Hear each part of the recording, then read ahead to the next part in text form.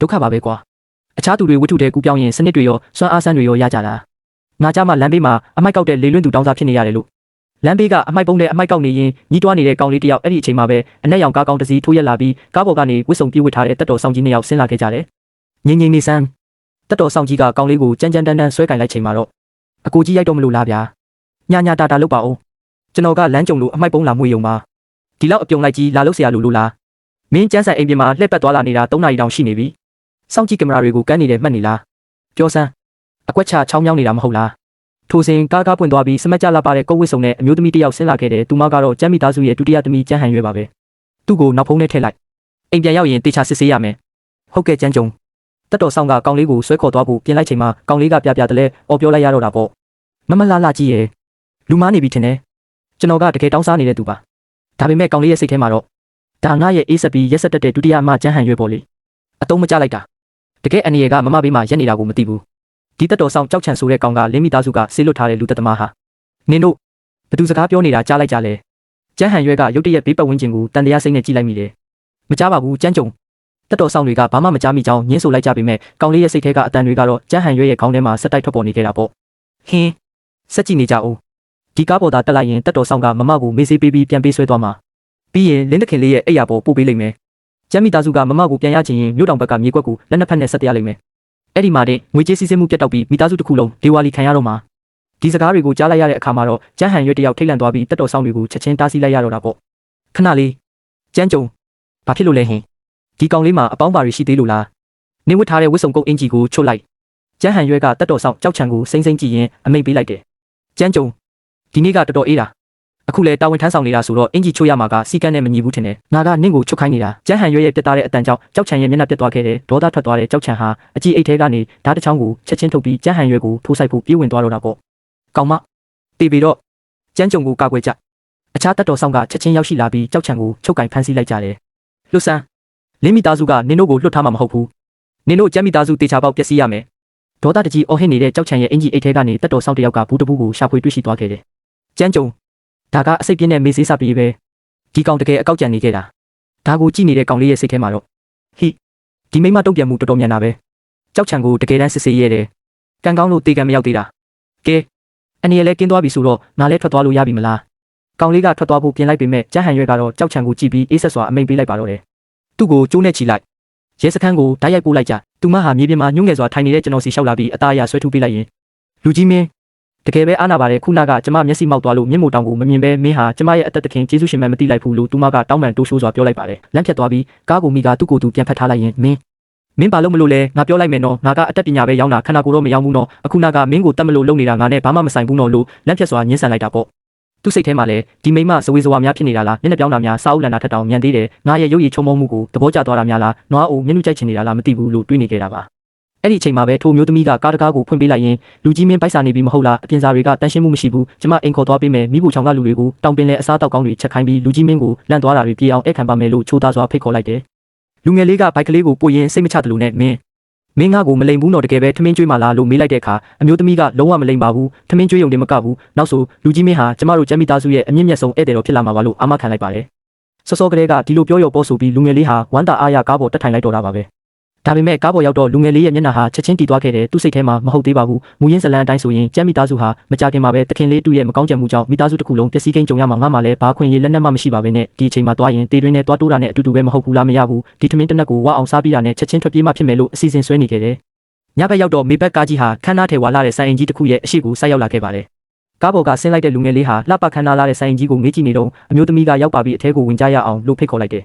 ်ဆိုင်ကြီးရဲ့အခန်းထဲမှာတော့ဝိယုံအနီရောင်ကိုဝစ်ဆင်ထားပြီးလက်ဖက်ရည်တောက်နေတဲ့မမကြီးကျန်းယူရွှေနဲ့ဆရာဝန်ဝစ်စုံနဲ့စာအုပ်ဖတ်နေတဲ့သုံးမမကျန်းရောရွှေတို့ထိုင်နေကြပါတယ်။ကျန်းယူရွှေကဒုတိယညီမလေးပြန်ရောက်ပြီလားလို့နှုတ်ဆက်လိုက်တယ်လို့ကျန်းရောရွှေကလည်းနှာခေါင်းလေးပိတ်ကဒုတိယအမဒီလိုညစ်ပတ်ဆုပ်ပြတ်နေတဲ့လူကဘသူလဲလို့ယွန်းရှာစွာမေးလိုက်တယ်။ကျန်းယူရွှေကဆက်လက်ပြီးဟန်ရွက်မင်းဘာလို့တူတောင်းစားတယောက်ကိုအိမ်ခေါ်လာရတာလဲတကယ်ပင်မိုက်အခန်းထဲအထိတောင်ပြေးဝင်ထားသေးတယ်လို့မကြည်မနှက်ပြောလိုက်တဲ့အခါဒုတိယအမဟန်ရွက်ကအမကြီးတတိယညီမလေးနင်တို့ဒေါသမထွက်ကြပါနဲ့ဦးသူကကျမတို့ကျမ်းမိသားစုရဲ့အသက်သခင်ကျေးဇူးရှင်ပါဒါအပြင်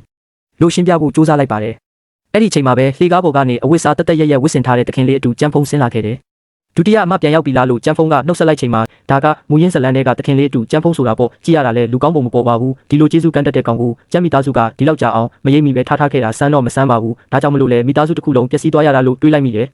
အန်အောစရာကောင်းတာကလူငယ်လေးစိတ်ထဲကတွေးနေတဲ့အတန်တွေကိုအခန်းထဲမှာထိုင်နေတဲ့မမကြီးကျန်းယူရွှေနဲ့သုံးမမကျန်းရောရွှေတို့နှစ်ယောက်လုံးအတိုင်းသားကြလိုက်ရတာပါပဲသူတို့နှစ်ယောက်လုံးထိတ်လန့်တုန်လှုပ်သွားကြပြီးအချင်းချင်းတအံ့တိုးစိုက်ကြည့်လိုက်ကြပါတယ်ထိုအချိန်မှာကျန်းဖုံးကလူငယ်လေးစီလျှောက်လာပြီးနှာခေါင်းကိုပိတ်ကဒုတိယအမဒီလူကတော်တော်အနံ့ဆိုးတာပဲအမကအိမ်ထဲကိုဘာလို့အမိုက်တွေကိုခေါ်လာရတာလဲအမကစိတ်သဘောထားကောင်းပြီးပရာဟိတလုပ်ချင်တာကိုသိပေမဲ့ကျွန်တော်တို့အိမ်ကဒုက္ခသည်စခန်းမှာမဟုတ်တာဒီလူကိုကြည့်ရတာလဲခိုးကြောင်ခိုးဝက်နဲ့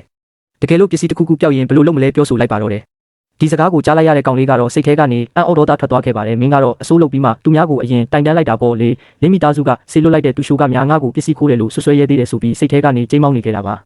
ဒီအချိန်မှာပဲမွေးစားသားဖြစ်သူကျန်းဖုံးကအမကြီးအပြင်းလူပေါ်တန်တရားစိတ်တော်ရှိရမှာပေါ့လုံခြုံရေးတွေကိုပဲသူ့ကိုထိုးကျိတ်ပြီးအပြင်းမောင်းထုတ်ခိုင်းလိုက်ပါဦးငါတို့အိမ်ကကော်စောတွေပေးကုန်မယ်ဆိုပြီးမောင်းထုတ်ခိုင်းဖို့အကြံပေးလိုက်ပါတယ်ဒါပေမဲ့ကောင်လေးကတော့ဟန်ဆောင်ကောင်းလိုက်တာမင်းကိုပေါ်မှာလင်းမီသားစုရဲ့တမီကြီးလင်းဝမ်အားရဲ့ရေမွေးနှံကြံနေတော့မဲ့ဟာကိုဒီရေမွေးနှံကတမျိုးလုံးမှာသူတယောက်တည်းသုံးတာလေတခြားသူတွေအနံမရဘူးလို့ထင်နေတာလားဒါလင်းဝမ်အားနဲ့တွားရှုပ်ပြီးမှပြန်လာတာသိချတယ်ကောင်လေးရဲ့စိတ်ထဲကရေရွတ်တန်တွေကိုအမကြီးနဲ့တတိယမမတို့ကြားလိုက်ရတယ်လို့ရေမွေးနှံဟုတ်လားအမကြီးလူရွှေကကျန်းဖုံးဘက်ကိုလှည့်ကနှင့်ကိုပေါ်မှာလင်းဝမ်အားရဲ့ရေမွေးနှံဘာလို့ရနေရတာလဲဆိုပြီးတင်းမစွာစစ်မေးလိုက်ပါတယ်ကျန်းဖုံးလဲပြပြတရားနဲ့ပဲအမကြီးဒီနေ့ညကျွန်တော်စိတ်ညစ်လို့ဘာကိုခဏသွားလဲတာပါမတော်တဆဆုံးထင်းကြံခဲ့တာပါကျွန်တော်ကလင်းမီသားစုနဲ့ဘယ်လိုလုပ်အဆက်အသွယ်ရှိမှလဲဆိုပြီးစင်ကြေပေးလိုက်ပါတယ်စိတ်ထဲကနေဆက်လက်ဖော်ထုတ်နေခဲ့ပါတယ်ဒုတိယမမကျန်းဟန်ရွက်ကအပြင်မှာလင်းမီသားစုနဲ့ပေါင်းထားတဲ့တက်တော်ဆောင်တွေရဲ့ပြန်ပေးဆွဲတာခံရပြီးအသက်တောင်ဆုံးရှုံးမလို့ဖြစ်ခဲ့ရတာမင်းကမောင်လေးတယောက်လုပ်ပြီးအသက်သေးတာရှင်တာကိုမစိုးရိမ်တဲ့အပြင်ဘာမှသွားပြောပါနေခဲ့တယ်လို့ပြောရဲသေးတယ်ပေါ့ဒီလောက်တော်ပြီးလာတဲ့အမားတွေကို၃နှစ်ကလေးကြာနေတာပဲလိမ့်နေတာတကယ်ကိုကြက်တုံးပဲဒီစကားတွေကိုကြားလိုက်ရတဲ့အမကြီးယူရွှေရဲ့ဒေါသဟာထိမ့်မရအောင်ပောက်ကွဲသွားခဲ့ပါပြီနင်ဘာကိုသွားပြောပါနေတာပေါ့လေဆိုပြီးပြောဆိုနဲ့ပဲကျန်းဖုံးရဲ့ပါးကိုလှပစွာရိုက်ချလိုက်ပါတော့တယ်ကျန်းဖုံးလဲပါးကိုကင်ပြီးအမကြီးကျွန်တော်ကိုဘာလို့ရိုက်ရတာလဲဆိုပြီးငိုတံမာနဲ့မေးလိုက်တဲ့အခါအမကြီးလူရွှေကငါရိုက်တာအတိတရားမရှိတဲ့နင့်လူကောင်ကိုရိုက်တာနင့်ဒုတိယအမအသက်တောင်ဆုံးရှုံးမလို့ဖြစ်ခဲ့တာကိုနင်ကဘာမှမိမတွေနဲ့တွားရှုံနေရသေးတယ်ပေါ့ဆိုပြီးဒေါသတကြီးကျိမ်းမောင်းလိုက်ပါတယ်ကျန်းဖုံးကအမကြီးဆိုပြီးတောင်းပန်ဖို့စူးစမ်းပေမဲ့အမကြီးလူရွှေကတော့အခွင့်အရေးမပေးတော့ပါဘူးငါမျက်စိရှိကနေအပေါ်ထက်ကိုထွက်သွားအခန်းထဲမှာပုံပြီးကိုယ့်ပြစ်ကိုပြန်ဆင်ခြင်းနေငါအမိတ်မရှိပဲအခန်းပြင်တလန်းမှာထွက်ရဲရင်နင့်ချီတော့ကိုငါရိုက်ကျိုးပြစ်မယ်ဆိုပြီးပြက်ပြက်တသားမိတ်ပေးလိုက်ပါတော့တယ်ကျန်းဖုံးလဲဝမ်းနဲ့ပူဆွေးစွာနဲ့အပေါ်ထက်ခန်းထဲကိုပြည့်တက်သွားခဲ့ရပါတယ်ဒါတွေကိုဘေးကနေကြည့်နေတဲ့ကောင်လေးကတော့စိတ်ထဲမှာထိတ်လန့်သွားခဲ့ပါတယ်ဟာဒါကြီးကတော့အကြမ်းမတမ်းကြီးပါလားဒီတခင်လေးတော့အကြီးကျယ်နစ်နာသွားတာပဲအခန်းထဲမှာအညိုးနဲ့လက်စားချေဖို့ကြံစီနေတော့မှတေးချတယ်သူထေးအိမ်ကြီးကတော့တိတ်ကြောက်စရာကောင်းတာပဲဒါလူနေရမယ့်နေရာမဟုတ်ပါဘူးငါထမင်းစားပြီးရင်ဒီနေ့ညတိုင်းကြော်ပြီးထွက်ပြေးမှာပဲအသက်ရှင်ဖို့ကပိုရေးကြီးတယ်ဆိုပြီးခိုးထွက်ပြေးဖို့ကြံစီလိုက်ပါတယ်သူ့ဘက်ကိုလှည့်ကထွက်ပြေးခြင်းနဲ့ပေါ့လေဆိုပြီးအတိတ်ပဲပါပြုံလိုက်ပြီးသူ့အရှိလျှောက်လာကအမကြီးကသူ့လက်ကိုလှမ်းကင်လိုက်ပြီးနင်ကကြမ်းရွံ့မဟုတ်လားဒီနေ့ညဟန်ရွက်ကိုကယ်ပေးခဲ့လို့တကယ်ကျေးဇူးတင်ပါတယ်ဒီနေ့ကစပြီးနေဟာငါတို့ကျမ်းမိသားစုရဲ့ကျေးဇူးရှင်ပဲလို့လေးလေးနက်နက်ပြောလိုက်ပါတယ်ကျန်းရွင်းကတော့ရိုးရိုးရှင်းရှင်းလေးပဲအားနာစရာကြီးဗျာလက်တို့ယုံပါပဲဒါဆိုကျွန်တော်ပြန်လို့ရပြီလားဆိုပြီးပြန်ဖို့ပြင်လိုက်ပါတယ်ဒါပေမဲ့ရုတ်တရက်ဆိုတလို့ပဲမတုံကန်မရဘူးလေကျန်းရွင်းရေနွေးနဲ့တန့်စင်အောင်အရင်ရေချိုးလိုက်ပါအောင်ငါမီးဖို့ချောင်ကိုဩစတြေးလျကြောင်ငါးမဲ့ချက်ခိုင်းလိုက်မယ်နေ့အတွက်ကြိုးဆိုပွဲလုပ်ပေးရမယ်ဆိုပြီးနှွေးထွေးစွာပြောလိုက်ပါတယ်ဒီအချိန်မှာပဲဒုတိယမမကဘော်ဒီဂတ်တွေကိုဆိုင်ရဲ့တကားအကုန်လုံးကိုတုတ်ခတ်လိုက်ကြရင်းကောင်းတကောင်တော့အပြင်ထွက်ခွင့်မပေးရဘူးဒီနေ့ကစပြီးဒီနေရာဟာငါမွေးစားမောင်လေးရဲ့အိမ်ပဲသူဘယ်မှသွားစရာမလိုဘူးလို့ပြက်ပြက်တသားအမိတ်ပေးလိုက်ပါတော့တယ်အဆောင်အကျက်တွေရဲ့ဟုတ်ကဲ့ဆိုတဲ့အတန်းနဲ့အတူဆိုင်တကားကြီးပိတ်သွားတဲ့အခါကျန်းရွှင်တယောက်ကြောက်လန့်တကြားနဲ့ကြောင်ကြည့်နေခဲ့ရပါတယ်စိတ်ထဲကနေလဲငါမွေးစားမောင်လေးဟုတ်လားငါဘာမှတော့မပြောရသေးဘူးဘလို့လုံးဆုံးဖြတ်လိုက်ကြတာလဲကျမ်းမိသားစုဆိုတဲ့တင်မောကြီးကမြုပ်တော့မှလေဒီလိုအချိန်မှာတင်မောပေါ်တက်မိတာတင်မင်းစီသွားတာနဲ့ဘာကွာလဲဆိုပြီးအံ့ဩတုန်လှုပ်စွာတွေးနေခဲ့တာပါဒါပေမဲ့သူ့ရဲ့စိတ်ထဲကရေရွတ်တန်တွေကိုအမ၃ယောက်လုံးကြားလိုက်ရတယ်လို့ဖြစ်ပြီးဘာမှမပြောဘဲသူ့ကိုစိုက်ကြည့်နေကြပါတယ်နောက်တနေ့မနက်မှာတော့ခန်းနာတဲ့စားတောက်ဝိုင်းကြီးမှာကျန်းရွှင်တယောက်အသားကင်တွေကြက်ကင်တွေကိုအားရပါရစားတောက်နေခဲ့ပါတယ်အမကြီးကလက်ဖက်ရည်တောက်ရင်ဖြည်းဖြည်းစားကျန်းရွှင်နင့်စီကဘယ်သူမှလူမစားပါဘူးလို့ပြုံးလေးပြောလိုက်တယ်လို့ဒုတိယမမကလည်းတ िश ူးနဲ့သူ့ပါဆက်ကိုတုပ်ပေးရင်းဟုတ်တယ်မိဖို့ကြောင့်ထဲမှာငှက်တိုက်စွပ်ပြုတ်တောင်ပေါင်းထားသေးတယ်ညများစားနော်ကြည့်ရတာပိန်လိုက်တာလို့ကျင်နာစွာပြောခဲ့ပါတယ်မမသုံးကလည်းနှုတ်ပူပူတစ်ခွက်ကိုသူ့ရှိချပေးရင်းနှုတ်တောက်လိုက်ကယ်စီယန်နဲ့ကြွယ်ဝတယ်လို့ပြောလိုက်တာကြောင့်ကျန်းရွှင်တယောက်အင်းလို့ပြောပြီးစိတ်ထဲကနေဒီမိမသုံးယောက်ဒီနေ့ဘာလို့ဒီလောက်ပုံမှန်မဟုတ်ရတာလဲမနေ့ညကမှငါ့ကိုအတင်းမောင်လေးအဖြစ်မွေးစားကြတယ်ဒီနေ့မနေ့ကျတော့ဟင်းပွဲအပြည့်နဲ့တေခင်းပေးနေတယ်ငါ့ကိုတခင်လေးတူကိုရင်ဆိုင်ဖို့လက်နက်အဖြစ်သုံးချင်လို့များလားမဖြစ်ဘူးသူတို့ရဲ့အတုံးချခံအဖြစ်မခံနိုင်ဘူးစားပြီးတာနဲ့ချက်ချင်းထွက်ပြေးမှပဲဆိုပြီးအကွက်ချနေခဲ့ပါတယ်ဒါပေမဲ့သူ့ရဲ့စိတ်ကူးတွေကိုရိပ်မိသွားတဲ့အမကြီးနဲ့ဒုတိယမမတို့ဟာစပွဲအောက်မှာခြေထောက်ချင်းတို့လိုပြီးထွက်ပြေးခြင်းနဲ့ပေါ့လေဆိုတဲ့အတိတ်ပဲပါအကြည့်တွေနဲ့ကြည်နေခဲ့ကြပါတယ်ဒီအချိန်မှာပဲပါပုံမှာတန်ရတန်ချက်တွေနဲ့မွေးစားသားဖြစ်သူကျန်းဖုံးရောက်ရှိလာခဲ့ပါတယ်ကျန်းဖုံးကဒူးထောက်မတက်ခေါင်းငုံပြီးအမကြီးဒုတိယအမတတိယအမမနက်ခင်းမှာလို့အတန်တုံလေးနဲ့နှုတ်ဆက်လိုက်ပါတယ်ဒါပေမဲ့အမကြီးကလက်ဖက်ရည်ခွက်ကိုစပွဲပေါ်ဒေါသတကြီးချလိုက်ပြီးနင့်ကိုဘသူထွက်လာခိုင်းလို့လဲမင်းညကငါပြောလိုက်တဲ့စကားတွေကိုနားတဲ့လေတိုးတလို့ပဲသဘောထားလိုက်တာလားလို့တင်းမာစွာကျိမ်းမောင်းလိုက်ပါတယ်ကျန်းဖုံးလဲပြတရားနဲ့ပဲပကံပြလေးကိုကင်ကအမကြီးရှိမှတူးထောက်ချလိုက်ပြီးအမကြီးဒေါသမထွက်ပါကျွန်တော်မင်းညကအခန်းထဲမှာတညလုံးနှောင်တက်ရပြီးပြန်စဉ်းစားနေခဲ့တာပါကျွန်တော်မှားသွားမှန်းသိပါပြီဘာကိုမသွားခဲ့တင်ဘူး အမကြီးကိုဒေါသမထွက်စေခဲ့တင်ဘူးလို့ငိုတံပါနဲ့တောင်းပန်လိုက်ပါတယ်ဆက်လက်ပြီးမမ3စီကိုလှည့်ကာတတိယအမဒီနေ့မနက်မှာမအတွက်တိတ်ကိုအရေးကြီးတဲ့ခွဲစိတ်မှုကြီးရှိတယ်ဆိုတာကျွန်တော်သိပါတ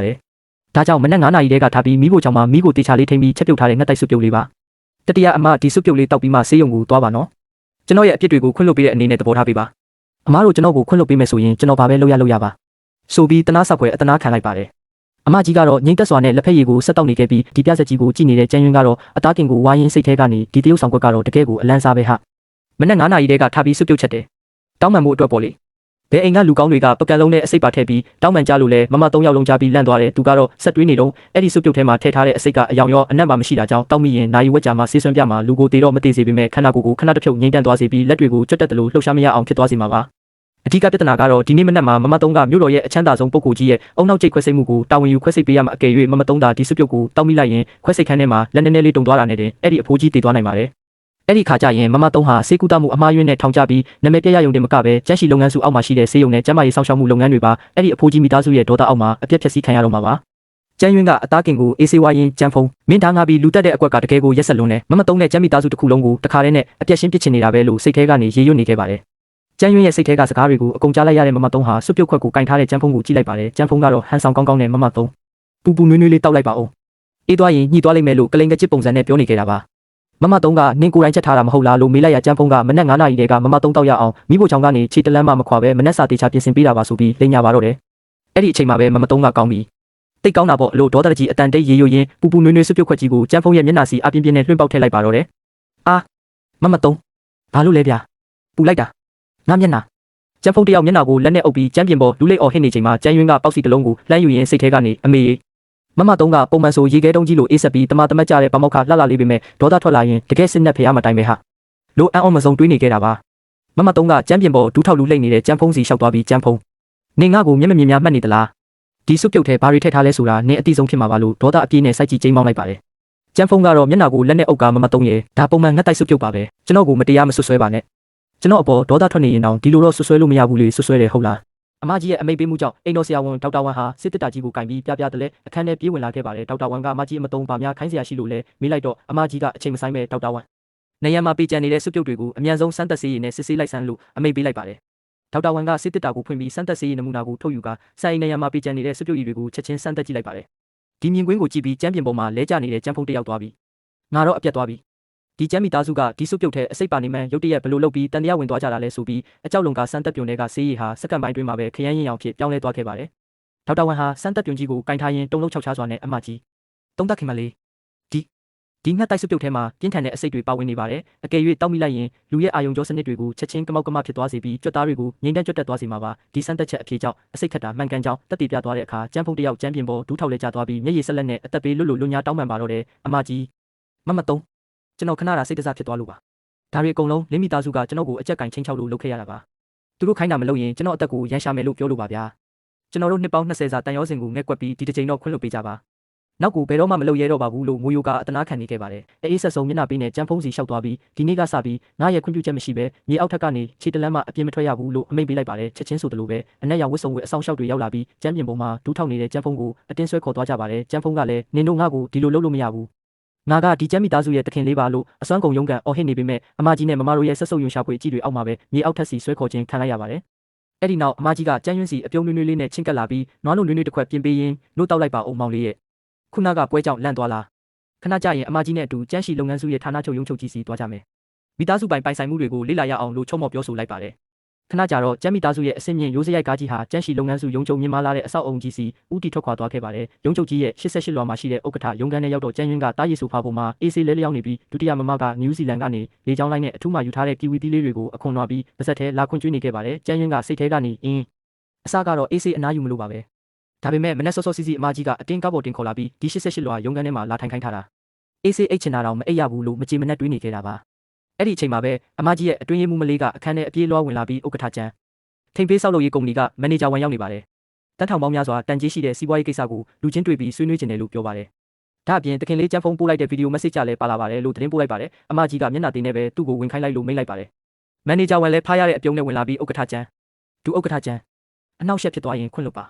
ဒါကတော့ကျွန်တော်တို့ကုမ္ပဏီရဲ့စီးပွားရေးပူးပေါင်းဆောင်ရွက်မှုသဘောတူညီချက်စာချုပ်ပါဆိုပြီးစာရွက်စာတမ်းတွေနဲ့တူ tablet တစ်လုံးကိုအမကြီးစီကမ်းပေးလိုက်ပါတယ် tablet screen ပေါ်မှာတော့စွန့်ပစ်ထားတဲ့အဆောက်အုံဟောင်းတစ်ခုထဲမှာဒဏ်ရာရရှိထားပြီးမြစ်ပတ်ပေရည်နေတဲ့ကျန်းဖုံးရဲ့ပုံရိပ်ပေါ်လာခဲ့တာပါကျန်းဖုံးကမျက်ရည်ဆက်လက်တွေးဆက်လက်နဲ့အမကြီးဒုတိယမမကျွန်တော်မှားကြီးမှားခဲ့တာသိပါတယ်ဒါပေမဲ့ကျမ်းမိသားစုအတွက်တကယ်စေတနာနဲ့အမှားပြင်ဆင်ပေးခြင်းလို့ပါမြို့တောင်ပိုင်းကပင်လယ်ဖို့စီမံကိန်းအတွက်စောက်လုပ်ရေးပစ္စည်းတွေလိုအပ်နေတာမဟုတ်လားကျွန်တော်အတက်နဲ့လဲပြီးထိန်ဖေးကုမ္ပဏီကမန်နေဂျာဝန်နဲ့ဆက်သွယ်ပေးထားပါတယ်ဈေးကွက်ပေါက်ဈေးထက်30%တူလောင်ဈေးတက်တာနဲ့အကောင်းစားပစ္စည်းတွေရအောင်ညှိနှိုင်းပေးထားတာပါဒီစာချုပ်ကိုတာအမကြီးလက်မှတ်ထိုးလိုက်ရင်ကျမ်းမိသားစုအတွက်အနည်းဆုံးတန်တရာမကပိုမြတ်မှာပါကျွန်တော်ရဲ့ဆောင်ရွက်ချက်ကိုငဲ့ပြီးပင်မဆန်အင်ကြီးစီပြန်လာခွင့်ပေးပါဦးပြဆိုပြီးအာကိုတကြီးတောင်းပန်နေခဲ့တာကိုအမကြီးကအေးဆက်ဆက်မျက်နှာပေးနဲ့စိုက်ကြည့်နေခဲ့ပါတော့တယ်